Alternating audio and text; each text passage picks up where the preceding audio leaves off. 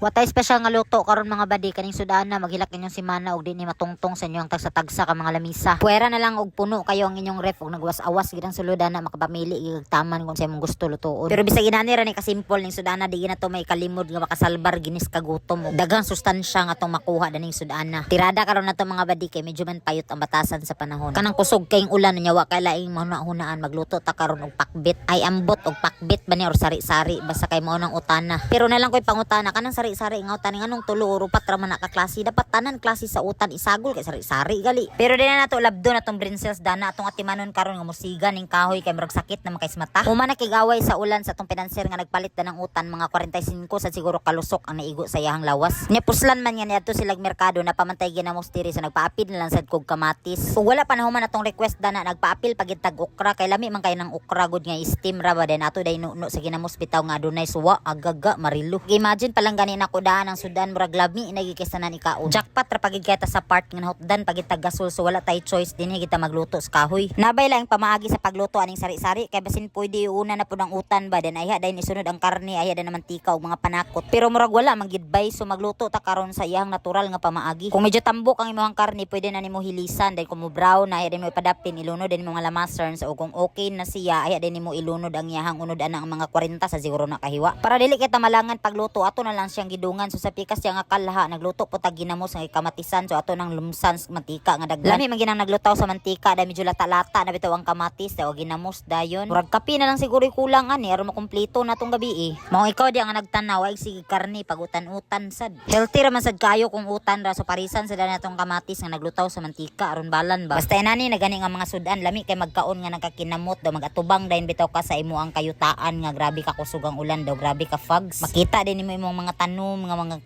klase pero sa pagkakaron yuta pas ka nga to ang napalit pero okay ra na balagi na atong progress at least na di ba ay nagsuya-suya de sa uban nga paspas ang ilahang progreso sila ang kinabuhi kay ilahi man tagtumong daning kalibutan kung magdungan tatanag kasapian na wa na gid hinuoy magtanom anis mga utan saon na lang nato pagpalit ani wa nay mamuhi sa mga baboy wa nay mamuhi sa mga manok wa nay managat to usa naman sa atong paliton ani kana lang kwarta tong kanon kumbati lag paning kamot diha kay wa man ta kabalo sa ilang kalisod nga nagian og sa ilang mga gisakripisyo aron ilang makabuot ang ilang naabot karon. Pero isa ra gid akong maingon kung nakay gusto kabuoton gamitin tawag hagdan aron dali nimo makuha. Igo ra man ta ko nagyawit pero mo ko kabantay nga nakaluto naman di ay. Ug nalang gid tay sugbahon lami kay magsugba kay hastang lamia sa baga. Pero kay wala man ato na lang ni takang atong takore nga hastang ituma puno na to nagtubig diha aron nga ready ang atong pagpangapi ugma.